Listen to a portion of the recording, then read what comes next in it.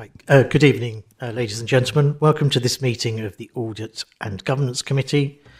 Can I draw everyone's attention to page 3 within the agenda, which sets out details regarding fire safety instructions and the webcasting arrangements. In the event of the fire alarm sounding, please leave the building via the nearest exit and make your way to the assembly point located in the market car park adjacent to the Civic Centre building. Please do not return to the building unless given permission by council staff. For the benefit of those watching at home, I'm just going to ask people to introduce themselves this evening. So perhaps if we can start at the far end. There, thank you. Good evening, everybody. Aaron Winter, partner, BDO, internal audit. Good evening, members. Paula Deary, the Council's monitoring officer. Good evening, members. Ian Ward, Vice Chairman of this committee. Good evening, members. Oksana Sashuk, Civic Officer. Good evening, members. David Dickinson, Strategic Director for Resources. Good evening, members. Sam Wood, Corporate Finance Manager and Deputy Section 151. And if I could ask my fellow elected representatives to introduce themselves for the millions watching online. Thank you. Thank you very much, Chair. I'm Councillor Vilma Wilson, Swain and Grange Ward. Thank you. Good evening, Councillor Angelina Marietta Roach, South Ward. Councillor Chris Stanley from Downhall and Rawriff. And Councillor Bob Milne from Lodge Ward. Thank you, colleagues. And I'm Councillor Booth, who's the Chair of Audit and Governance for this municipal year. Okay, members, we move to the agenda proper. So apologies for absence. I've received apologies from Councillor Sharp, Councillor Wilson, Councillor Newport, and it's my understanding that Councillor Stanley is substituting for Councillor Newport this evening. Item 2, minutes of the meeting held on the 24th of February 2026. Are these minutes agreed, members? Great. Thank you, so they're agreed. Item 3, declarations of interest. Are there any declarations of interest from elected members? No, thank you. Item 4. Councillor Stanley, apologies. Council Ward, Councillor for Raleigh Town Council. Thank you very much. Okay. Item 4, public questions on notice. None have been received. Item 5, risk management update. This report begins on page 7, and David Dickinson and Richard Lockman will present this report. Okay, so handing it over. Thank you, Chair. The risk update, the risk management update, follows on from a review that was carried out by Zurich in August 2025, and there were 16 recommendations, and an action plan has been implemented. The purpose of the risk review was to streamline the risks, but also to combine them or to try and have some commonality with the risks for Brentwood Council as well. And so a review was carried out, and 9 key strategic risks were identified, and as outlined in the report. 2 of the risks remain very high, cyber for maybe more obvious reasons, and financial sustainability. So the council, just to state, the council is in a good position, but financial sustainability is always going to be a high risk, just as cyber. And especially with local government reorganisation, it does make the financial position generally in the public sector quite high. But just to reiterate that the position at Rochford is a good, healthy position currently. A revised risk strategy is being introduced, where there's inherent, residual, and target risk scoring. And the next steps will be to review the risks and to, not all risks can be resolved and be mitigated, But for the risks where there can be some actions to mitigate the risk, it's to introduce a target date to try and move the risk from, say, a 16 high risk to reduce it to a lower risk. But equally, as we've seen in the last few weeks, risk can be introduced. So there's currently a review of the impact from on the council, say from the current conflict in Iran, but there can be other things that come out from that, say inflation and the like. But I'm happy to take any questions. So do we have any questions, members?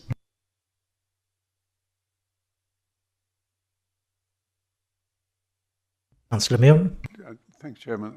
Just only more of an observation, really, because we're moving to mitigate some of these things, especially the information technology with the new devices and tightening up the opportunities for anyone to get anything that's nasty in through email or whatever. So that's on its way. So presumably we might be heading off of red as in this area because of the extra steps we've taken for that. I mean, I can understand financial and all the rest of it, because that just runs with it in LGR. But we are actually doing something to avoid that kind of problem. We might lose our data and so on. That's correct. It's not quite the same as financial, but in cyber, they're always thinking up new ways of gaining access. So it will be constantly reviewed, and I think it will always be heightened. Maybe reduce it from very high risk to still a high risk. We're also we're going to have insurance to help cover any of the financial impacts, say, from it. But yeah, as I say, they always find other ways. So we always have to keep up to date and review the risks, which is what the IT team do.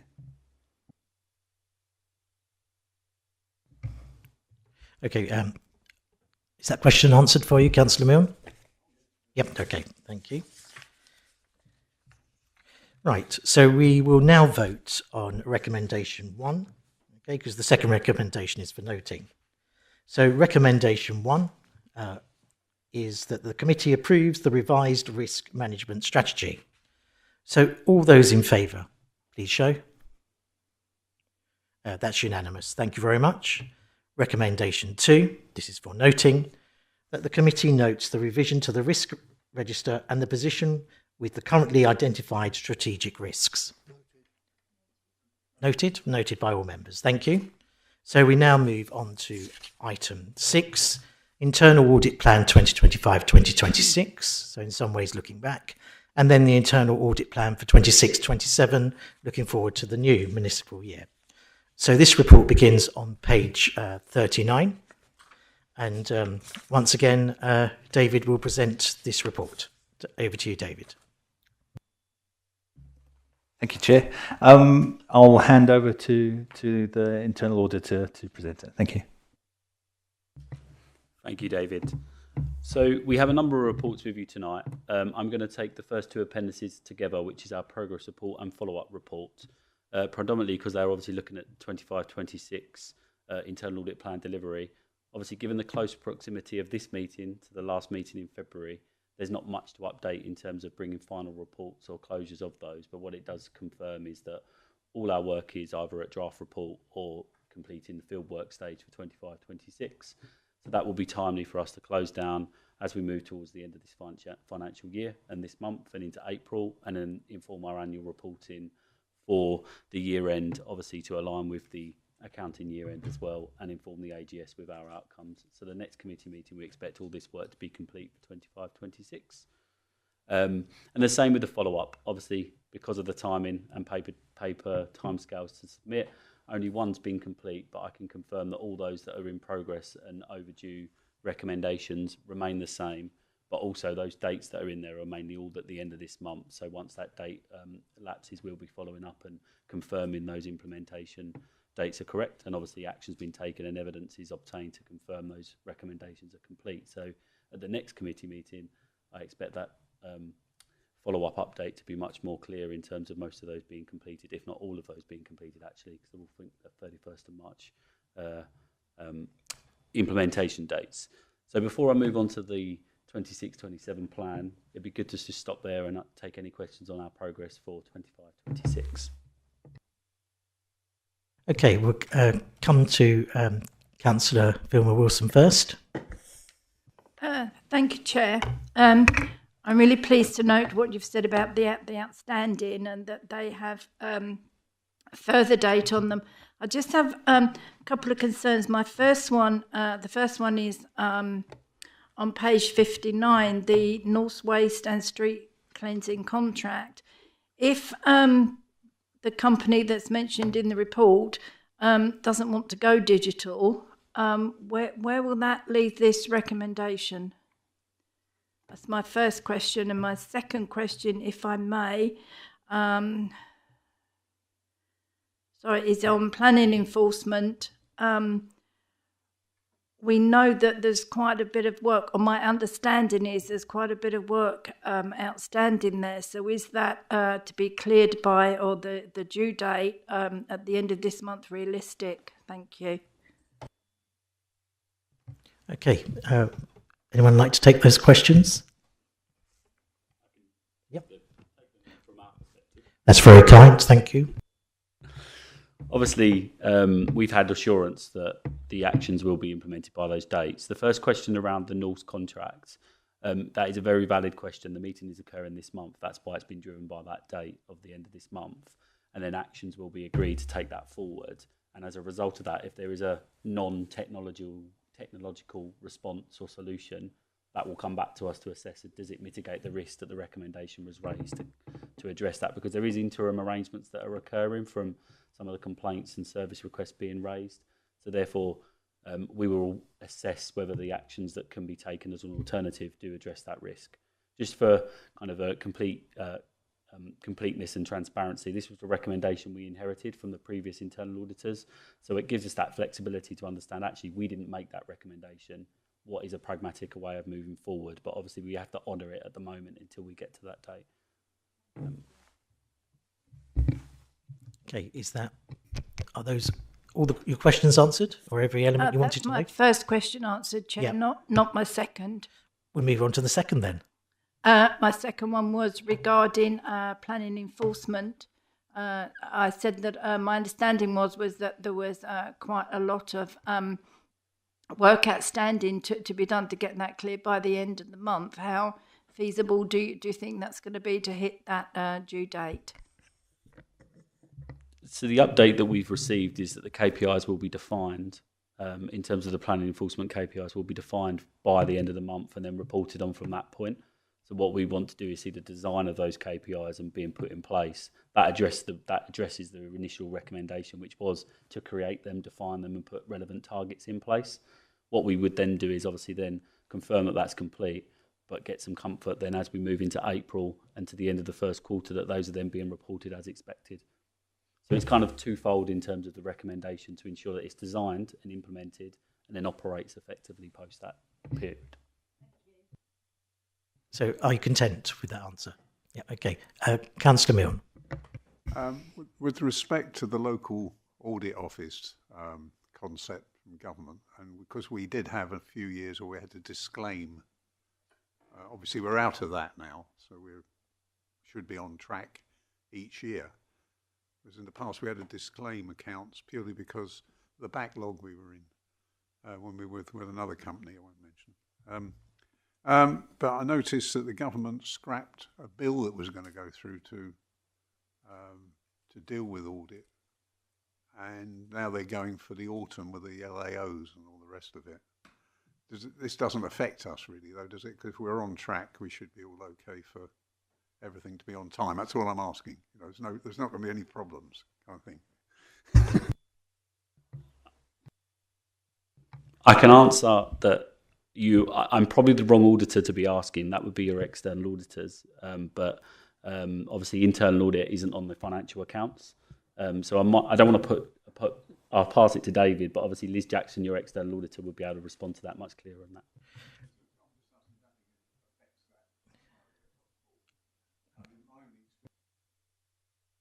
Over a year ago, and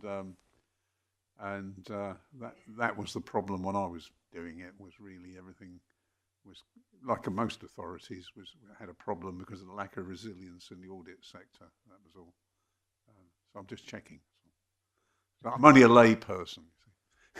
Thank you. Well, thank you for bringing your expertise this evening, Councillor Milne.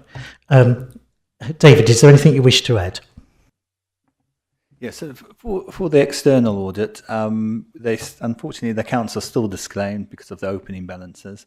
But there was a full audit that was taken, and it was generally a good audit. And so the accounts, especially in Rochford, compared to other councils, have been audited for, I think, the last 3 or 4 years. It's just those opening balances from about, I think it's 4 years ago. They still have to confirm those. There's still a lack of resilience, I think, in the audit, especially in public sector audits. But there is some work that's happening to improve it. That just seems to cost a bit more money each time to do that. But currently, especially with the target date of maybe becoming a unitary, we'll find out. The idea is to have the accounts fully audited and not disclaimed by the time 2028. Councillor Stanley. Thank you, Chair. I take it that some of this audit will be updated in the next 3 months. Hopefully, we will find that the street cleansing and the enforcement is better than what we see. My question really is, how will this affect the council when we become a unitary? Are we still going to use the same audits, the way we're doing things, or will it change? In as much as the definition of enforcement and street cleaning and that sort of thing. Thank you. I suspect, Councillor Stanley, overall there'll be some national compliance that we need to fulfil within that. I think there's a little bit of crystal ball gazing might be needed, but I will ask any officer that feels that they can answer to answer. Okay, thank you. I think it's important to remember from an audit perspective that the statutory duties of a council in its current form and then when it becomes new unitary do not stop. So therefore there is an operational requirement to deliver to the residents of the new unitary authority. So from this perspective, yes, while there might be there is obviously a change in what the remit of that unitary authority will have, that doesn't mean that from an audit that the audit universe will not shift consistently when a new unitary becomes. So the same services will be audited in the same way. So therefore, any unitary that's coming together will look at what the past audit reports are saying and therefore have a view on actually what is the operational effectiveness of the control environment, governance and risk management of Rochford, for example, and we'll learn from you as an organisation when that one looks like. What I would say is that, for instance, I've got in my portfolio unitary councils already, large county councils, obviously some of those won't exist, but also London boroughs as well. So therefore the audit functions what the audit services we provide can deal with the larger authorities and where to look, etc. And when we get onto our plan, I'll probably explain what we're planning on doing from an internal audit perspective to support this council and LGR as it occurs. But the same old question is, we still don't know what that future might look like, but I can give you some reassurances that these services will be audited like they are at the moment going forward in that new form. Can I come back? Yeah, of course you can, Councillor Stanley. Thank you. Just that I want you to be reassured that we're still going to carry on, and it seems as though we are. My other concern is that we are now looking at another business, if you like, to replace NOS in the street cleaning. And it hasn't been very good up to now. I can assure you of that. So I do hope that the audit will show that it's better than what it was next time we have an audit and we employ those people. Thank you. Okay, thank you, Councillor Stanley. I'm not too sure it'd be fair for any officer to reply to that at this moment in time, in case there are contractual negotiations going on. So I won't put anyone in a difficult position. But I suspect, Councillor Stanley, that the strategic risks, of which there are 9 that are thematic through our reports, or indeed lines of inquiry, will continue no matter what shape the council takes in ensuring there is financial sustainability, The local plan and housing is progressed. Emergency planning and business continuity remains high on the agenda. Cybersecurity is always given the utmost thought. Information governance and data protection, we fulfil all our legal requirements. Workforce capacity and capability maintains a strong theme. Contract and supplier failure, which is what you may be alluding to, continues to be a focus. Obviously, local government reorganisation, I think once it's happened, it will continue to be a stream of thinking to ensure we're doing the very best for residents, and obviously homelessness and housing pressures. I suspect they will all continue to be a focus for any shape the council takes. Okay, so I hope you feel reassured and your concerns can be slightly allayed. Okay, do we have any other questions from the elected members sitting in the stalls? Because if we don't, we'll come to the box, because I understand the Vice Chair has some questions to ask. Councillor Ward. Yeah, it just goes back basically to page 74, 75 and 76 that you just went through. It's just the KPIs on those items. I think this is down to David, maybe. I think Councillor Wilson's talking about Appendix C on page 74. Can you just really clarify what you're asking there, Councillor Ward? Right. All of those items, will they be marked on a KPI, so that we actually can monitor how they're going? Because some of them are down as principally local plan. You've got various other items in there, emergency planning and business. Are we tracking those items? David, over to you. Thank you, Chair. So when we going back to the report before around the strategic risks, these are effectively a summary of the strategic risks that the internal auditors then we produce that. They then use that as the basis for producing the audit plan. So they just reflect what we went through a bit earlier, and the red and the orange just reflects that they are risks. So they are, if they were green, then they probably wouldn't be. They could still be on a strategic risk, but these are the main risks, and so they will always stay red or amber. But they predominantly they're just to show to summarise the strategic risks that the auditors then used. Okay, Councillor Ward, are you reassured? Yes. Okay, Councillor Milne. Just one short question for internal auditor. So you've got AI data analytics, and does that feed back to the council officers when you're looking at this in the format, perhaps, of the way that data is stored to make things easier to employ that?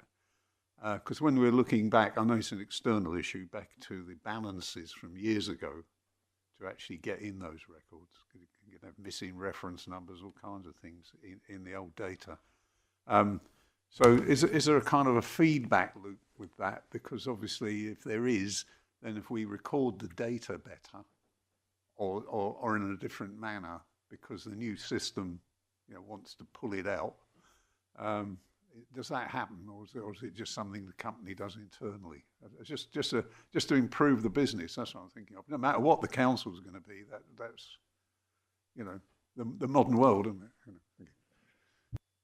Obviously, Councillor Milne, once chair of audit, always chair of audit. So we'll move on. Okay. Do you want me to respond to that or present the plan for next year? If you can respond to the question first, I'd be grateful. Thank you. So this is twofold. So I don't know if it's picking up the fact that we've put a future review on the plan to look at how the council uses AI and the governance around that. But actually, from a BDO internal audit perspective, we have AI tools and data analytic tools to make our processes more efficient and effectively be able to look at larger data sets, to be able to analyse that, draw out any anomalies or errors, to then really focus our controls testing on the areas that kind of went wrong. Because in the traditional days, you're doing a sample of 25 transactions, and therefore you always hope, well, it's always the auditor's curse that you pick some that end up coming out and they're not too positive and we still get non-compliance.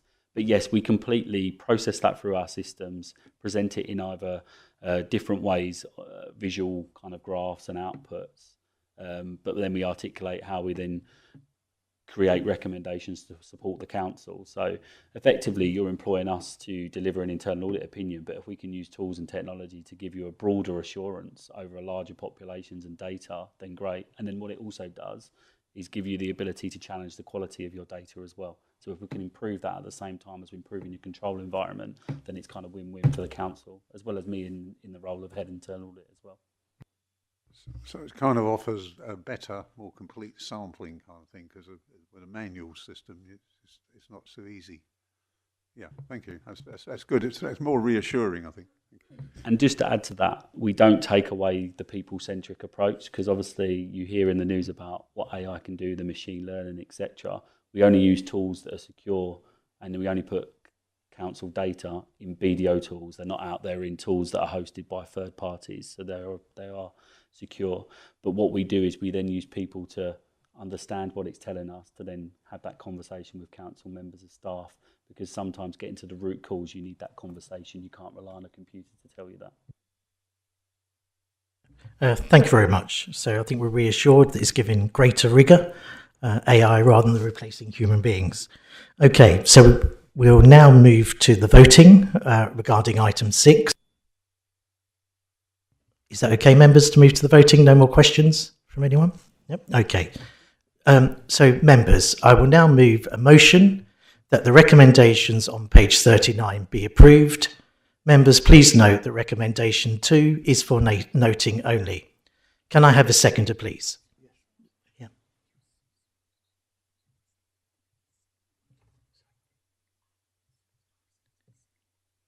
Oh, right, okay. I think I'm slightly ahead of myself. I think you thought you got away with it, Aaron, didn't you? Aaron, we're going to the second part of the report. Thank you. I was taking that as an approval of the plan for next year, and I was staying quiet because I thought, yeah, that's good, we can get crack on. But I do have a requirement to present the plan, and obviously some components of that, because there is global internal audit standards that are applicable to the UK public sector that require me to then present to you as a committee to get that approval. So I wouldn't want to shirk my duties and skip over those. So I'm conscious there's a lot here in terms of the plan, because it's made up of 3 documents. Our formal internal audit plan, then it's supported by an internal audit strategy, which is effectively how we support the council in its strategic priorities. And then we've also got a quality assurance improvement programme, again, required under the standards. And what that is effectively saying is how we're going to conform with those standards to ensure that we uphold the highest quality and deliver the best insight and assurance we can through the work. So going back to the previous conversation, that document does refer to, as Councillor pointed out, the AI and the use of AI tools and data analytics to give us that broader assurance. But just going back to the plan, and I think we've touched on it earlier, it is risk driven. So we use the council's corporate risk to really understand where we should be looking. But there is layered approach to our plan as well. So not only do we take that and any operational risk we pick up in the work that we do, the conversations we have with the directors, we've had individual discussions, but also as a collective and taking it through this kind of the corporate leadership team to get that feedback. We've got a rolling plan, so this covers multiple years. Obviously, we have put a caveat here that LGR is on the horizon, so therefore that plan may change. And the importance around an internal audit plan is it is flexible to emerging risk. We've seen it this year in the first year that we've worked with this council, that we've had suggestions to look at other areas and to chop and change things that maybe not looking right. It's not the right time to look at this year. So therefore we've looked at other areas, and it's really important to have that fluidity in a plan. And then we're also leveraging what we're doing elsewhere. So obviously, given that we're internal auditors at Brentwood, we're looking at doing some audits across both patches to give some shared learning and kind of that cross-pollination of what's working well, what may be not working well, and how that can be improved consistently. And then I mentioned that we work with a number of other authorities as well, that we draw on kind of what are some of the key issues that we're seeing that we think we need to look at Rochford. So effectively that results in the plan on page 9 of our pack, or 77 of the overall pack, that management have confirmed that they are happy with.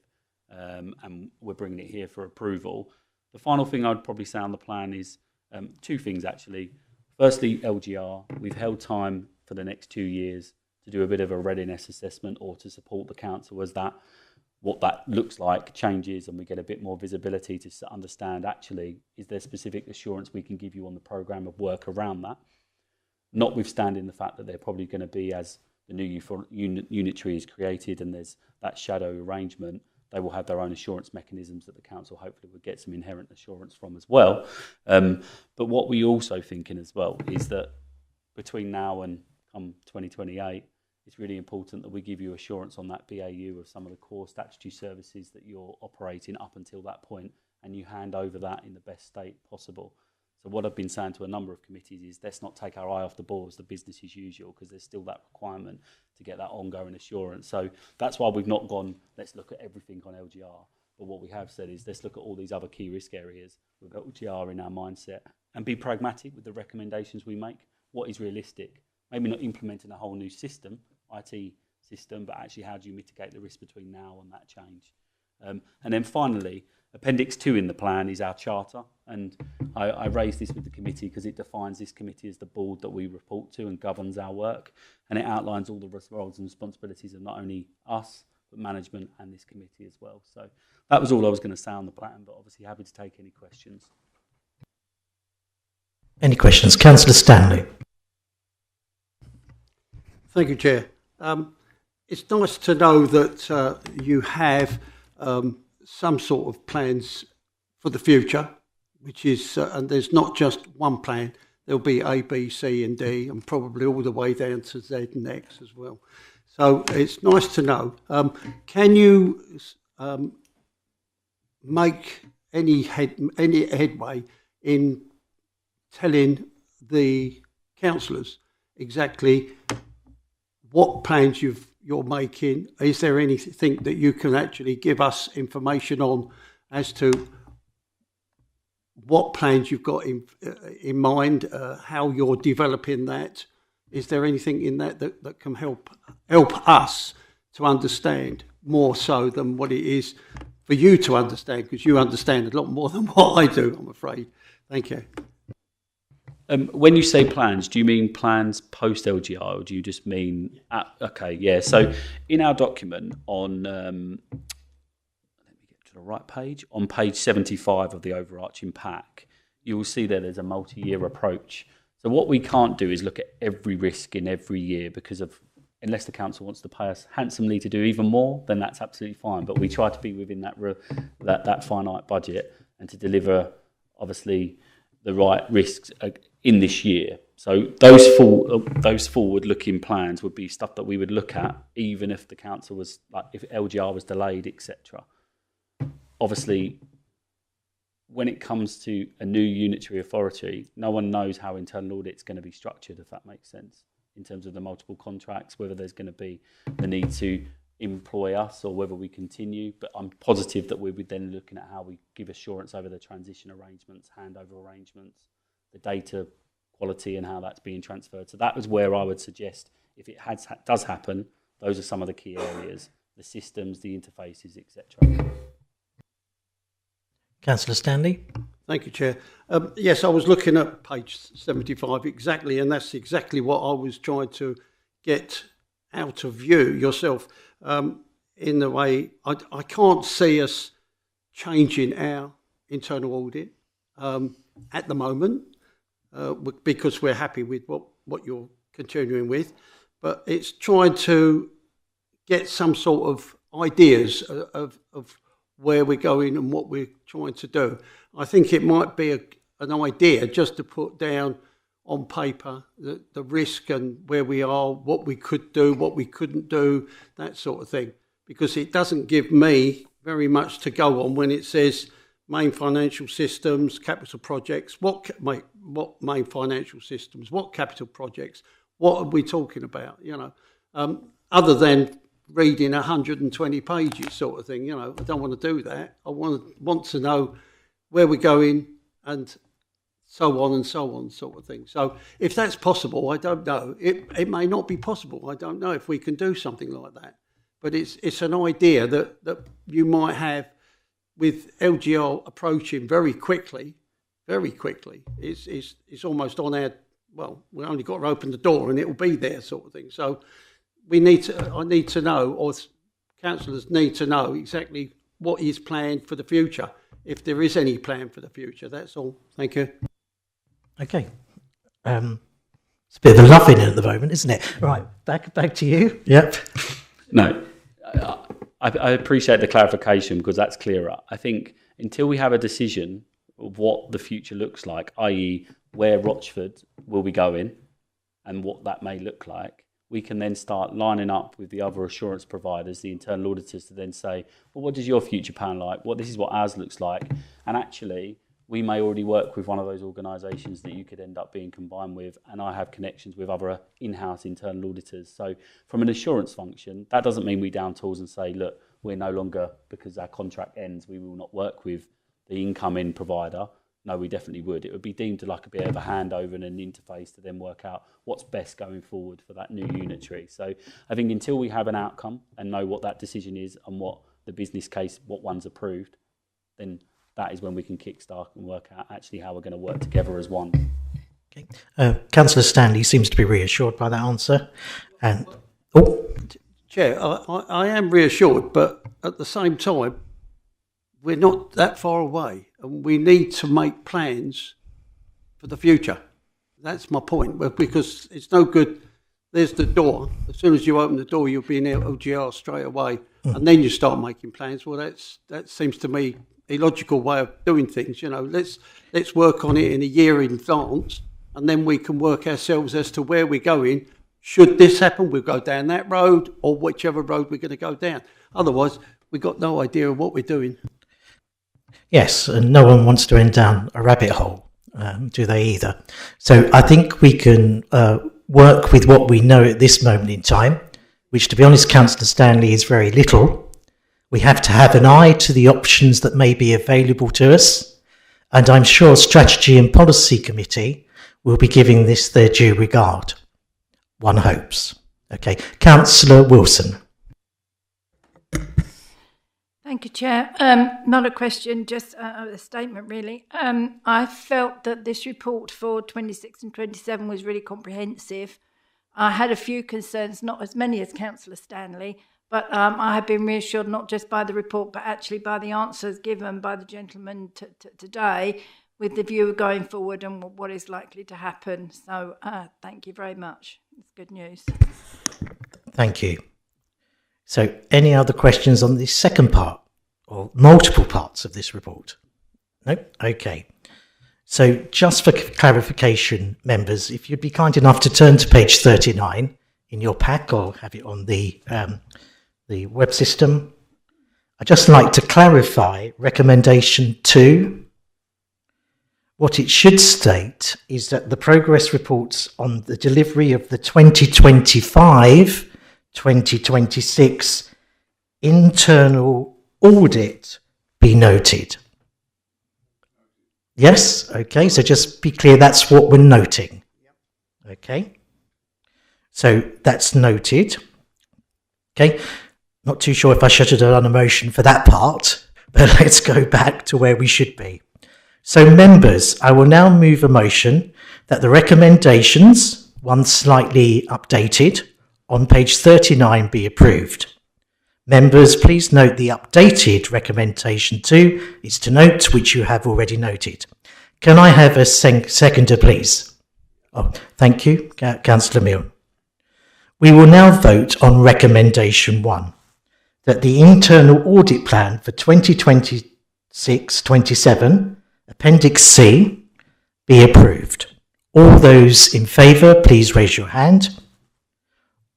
Unanimous. Thank you very much. So that recommendation is declared. Okay, we're moving to item 7, Capital and Investment Strategy 2026-2027. This report begins on page 127. So, back to David.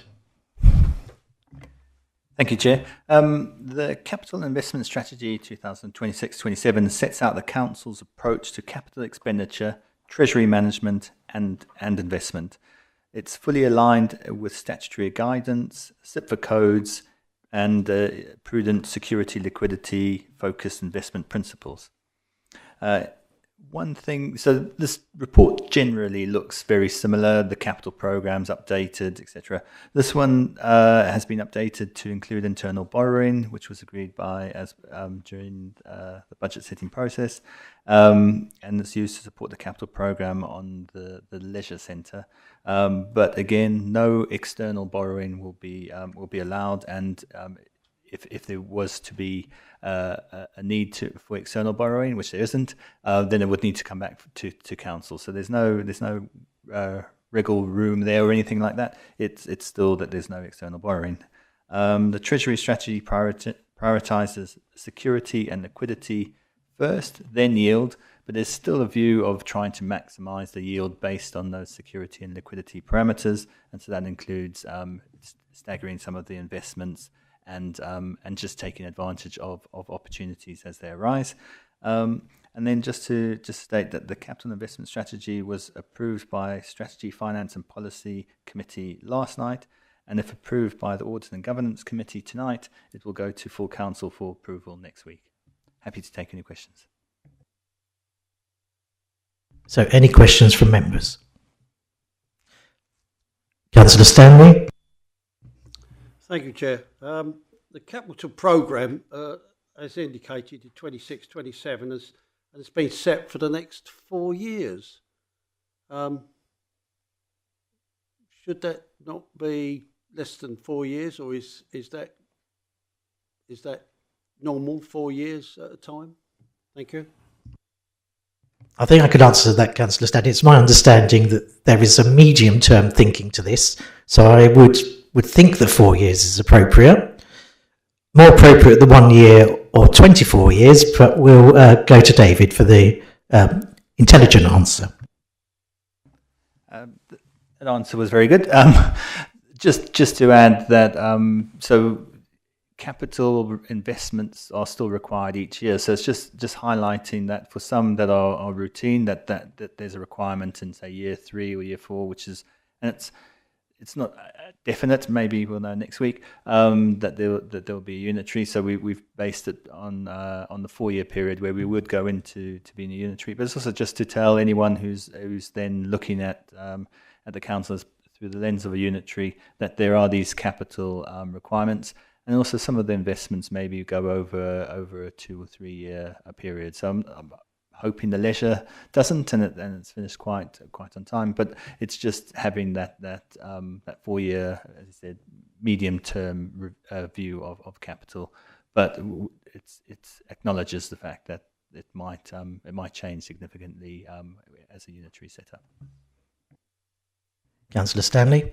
Yeah, my point was that with finances the way they are, and we've got to look at our money as to what we use it for.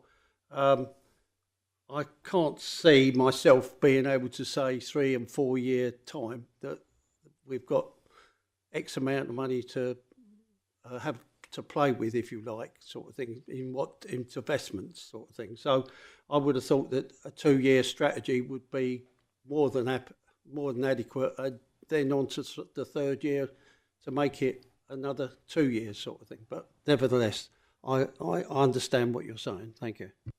Okay, I think you've been heard, Councillor Stanley. Okay, so we'll any more questions from members? No. So I will now move a motion that the recommendation on the very top of page 128, that the committee endorses the capital and investment strategy for 2026-2027 and recommends it to full council for approval. Do I have a seconder? Yes, Councillor Ward, thank you very much. We will now vote on recommendation 1. Okay, all those in favour, please show your hands. Thank you, that's unanimous. I declare that recommendation is carried. Item 8, Regulation Investigatory Powers Act, RIPA Activity, Report 2526. This report begins on page 189. Paula, the Monitoring Officer, will introduce this item. Thank you, Chair. This report provides an update on the Council's use of powers in the Regulation of Investigatory Powers Act, more commonly known as RIPA, during the past year. The legislation covers the use of covert surveillance by public authorities. The report updates members on an inspection undertaken by the regulator during the year. That inspection provided assurance on the Council's arrangements and confirmed ongoing compliance with the RIPA legislation. The inspector asked that we continue our internal governance and oversight arrangements, including policy refreshes and updates to elected members, and this report complies with that recommendation. Members will note also that a review of the RIPA policy covering the use of RIPA powers has been undertaken. It's recommended that the substantive body of the policy remains the same, and a minor change is proposed to update the details of the senior responsible officer due to staffing changes. Thank you. Happy to take any questions.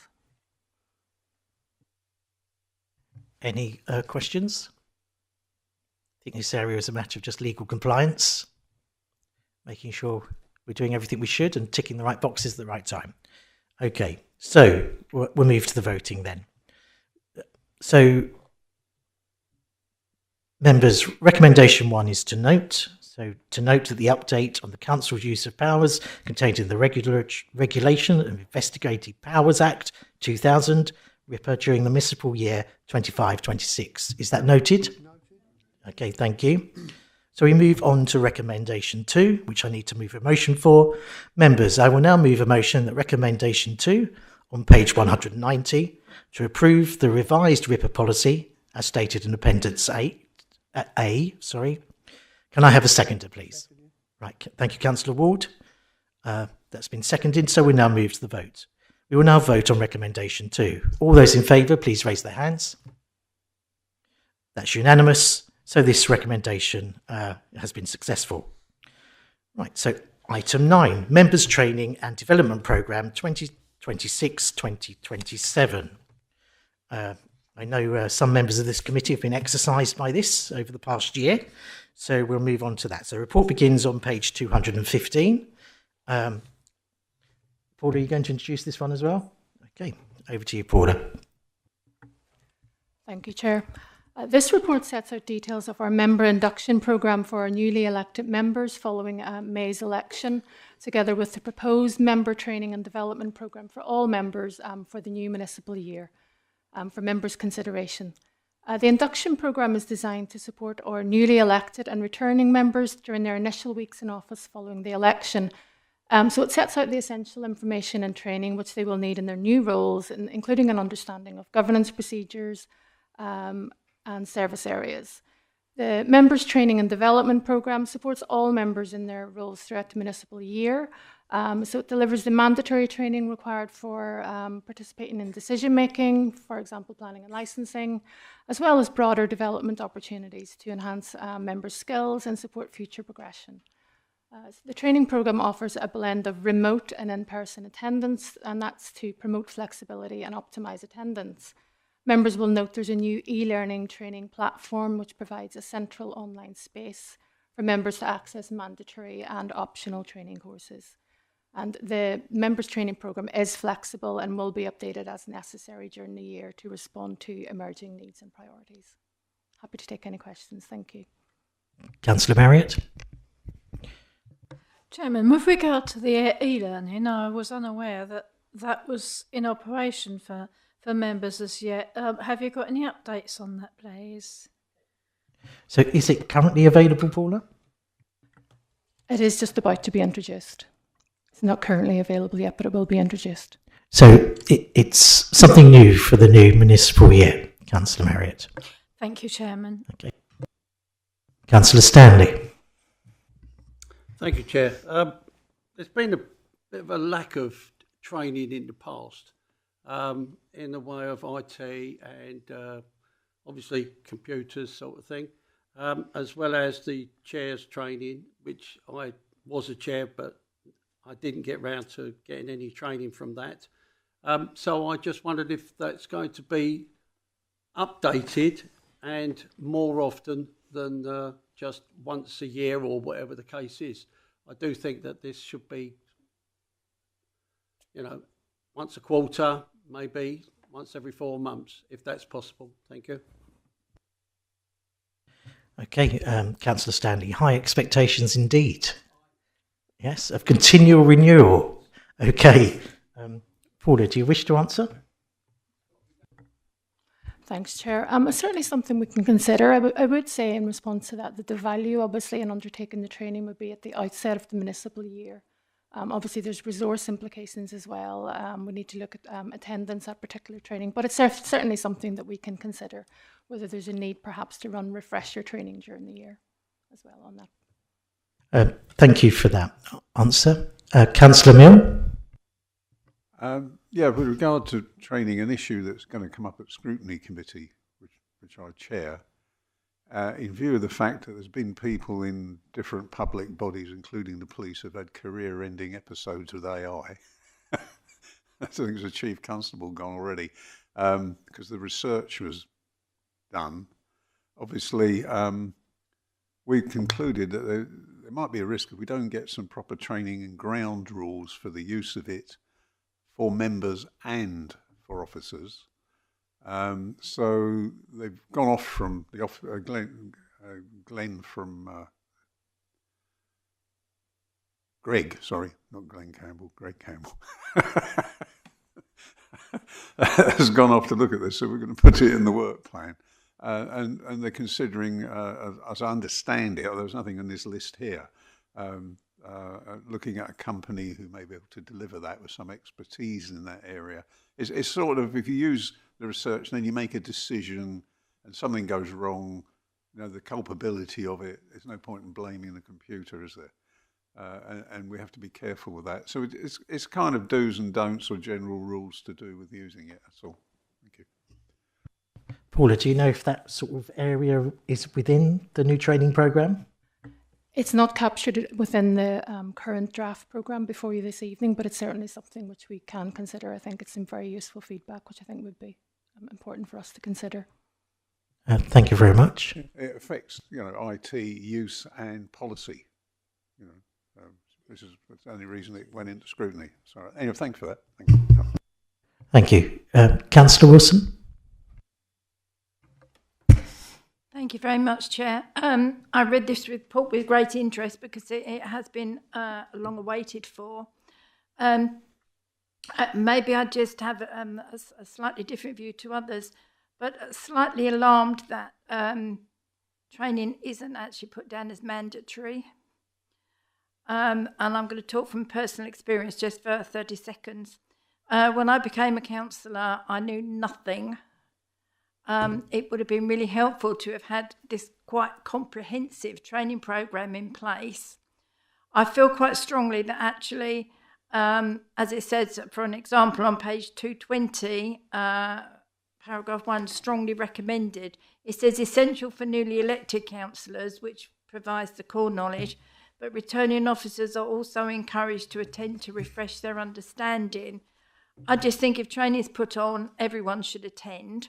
Even if you know about the subject, there's always something new to learn, and things change. And 2 or 3 years, out-of-date knowledge actually could be quite dangerous. And I'm going to use Councillor Stanley's example, if I may, Councillor Stanley, in that he was in the position of chairing a committee but had no chair's training. That could have been actually quite dangerous is probably an overstatement, but you understand where I'm coming from. I just feel training should be mandatory for everyone. There's been many a time when I've not been able to attend a training course, but I have asked for the training to be recorded when it's been online, and I've caught up with it that way, and I found that quite useful. Most things are, if you're not doing e-learning at home, as is now, things are being streamed. So I just think the role of a councillor is actually quite serious. If you want to serve your community and your residents to the best of your knowledge, then actually you should undertake all the training you could get. And if you're doing this seriously, as I think most of us are, then you need to do the training. Thank you. Okay, thank you, Councillor Wilson. From what I've been hearing and told by officers, that the blend of in-person training and the e-learning, and just as you rightly said, the in-person training is often recorded and can be streamed at a later date, will provide the opportunity for members to be able to engage with that training in a variety of ways. Also, I think it's important that there is some kind of record of attendance at those meetings as well, and that can be shared with the public so they're reassured about their councillors being appropriately trained as well. So in fact, attendance is tracked and shared at an appropriate time in an appropriate format as well. So I'm excited to see that there's a mixed approach. I think it's stronger than it has been in the past. I think we've had a couple of years where it hasn't been as strong as it should have been, if I'm honest. And I'm reassured that we are moving forward in the right direction. Councillor Milne, as Chair of Scrutiny, I'll come back to you. Oh, yeah, yeah, sorry about that. In other organisations, you get like a CPD certificate for doing a bit of training.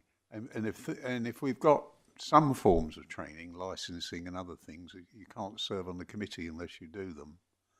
And of course, they may have a timeout on them or something, because someone could then say to you, well, have you done the training? Yeah. Well, you could say, yeah, but he said, have you got when did you last do it? Where's the record of that? So if they send you a very nice training certificate, I mean, you get some councillors that nail them to the wall. They're on Teams. Yeah, I mean, I can see where Councillor Wilson's coming from with this. And it is a record that you've done it, and if you have to renew it annually, which there are some courses come up almost every year and people do them, why not? You know, it's useful. And also, if you're on another council, a parish, you've done that, you can say to the town clerk, I've done the course on this, because sometimes the clerk is asking people to take courses and unaware that we've already done them, some of them, because we've got two hats sort of thing. Yeah. Okay, Anyway. some people seem to have three hats, Councillor Milne, at county level as well. And Paul, are certificates going to be issued at the end of training? Often in e-learning they can be. With the e-learning, you would get a certificate at the end of the training, that's right. And so is it possible for us to construct something for those that are attending the in-person or watching it online? I don't see any reason why we couldn't look at that, yeah. Because there could be a clear expiry date, couldn't it? Because I would imagine some courses have to be, for instance, refreshed each year. And for instance, if you've been a chair, you might need that chairman's training every 2 years, for example. So I think it just would be really clear to everybody what the expiry dates are. Councillor Marriott. Chairman, I'd just like to make the point that I think it would be useful for councillors, because if you had the certificates, you'd keep them in a folder, then it's a good way to keep track of what training you've done and when you did it, because sometimes when we're busy councillors, we attend all sorts of things and it can slip the memory as to whether you've attended a training session or not. I suspect you were the ideal student, Councillor Marriott. Okay, Councillor Stanley. Thank you, Chair. I've been to several of the training sessions, and especially on licensing and development and what have you. And I just wondered if, for those that haven't been, or perhaps we can make a recording of those training episodes that we do as council, to make a recording of those so that you can refresh yourself with that recording at any time. I just wondered if that might be something that we could look into. Thank you. It's my understanding that does happen, Councillor Stanley, but how long it's kept for and where you can find it might be the real question there. I'd like to turn around and say it was, but I have to turn around and say that some of those training episodes that I've been on, they weren't recorded as per se, because they were face-to-face and in a different place altogether, which was at the mill. So I don't think they were recorded then, but we did have those training sessions last year and the year before when we was at the mill. But nevertheless, I still think that they should be all recorded. Thank you. I'm sure that's something we can take on board. Okay, any other questions from members? Okay, so we will now go to the voting. Members, both recommendations require a vote. So the recommendations are at the top of page 216. Are you happy that we take them en bloc? Yes? Okay, so we're taking both together. Okay, so let me just read them. Recommendation 1, to endorse the members' induction programme for 2026 as set out in Appendix A. Recommendation 2, to endorse the members' training and development programme for 2026-2027 as set out in Appendix B. All those in favour, please show your hands. That's unanimous, so that recommendation is carried. We move on to item 10, the committee work programme, which is on page 247.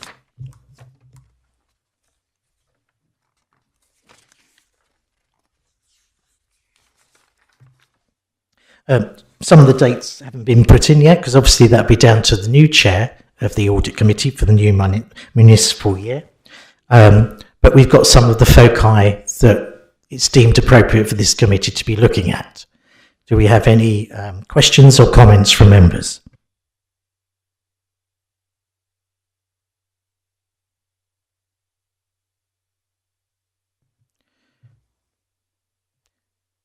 So I see Councillor Milne and Councillor Stanley shaking their heads. Can I just ask Councillor Marriott, do you have any questions or comments? Okay, Councillor Wilson. Right, okay. Councillor Ian Ward. Okay. Members, this committee work programme is for noting only, so is it noted? Okay, thank you. So that now concludes our business for this evening. I'd like to thank everyone for their attendance, especially at this additional meeting that wasn't at the beginning of the municipal year, to make sure that all our ducks are lined up and everything's sorted for the end of the financial and municipal year. Thank you all very much. So the meeting has ended at 8:31. Thank you all.